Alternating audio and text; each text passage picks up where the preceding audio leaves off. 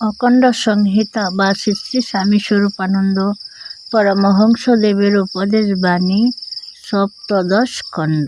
সর্বত্র পরমহেশ্বর দর্শন।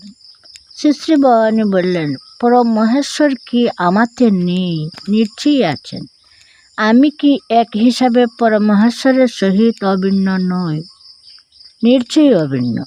তবে আমাকে আমি পরমহেশ্বর বলে প্রচার করব না কেন? এজন্যই করব না যে আমাতেও তো তিনি আছেন, তুমিও তার সঙ্গে অভিন্ন। প্রচারই যদি করতে হয় তবে একা আমার কথাই প্রচার করব কেন?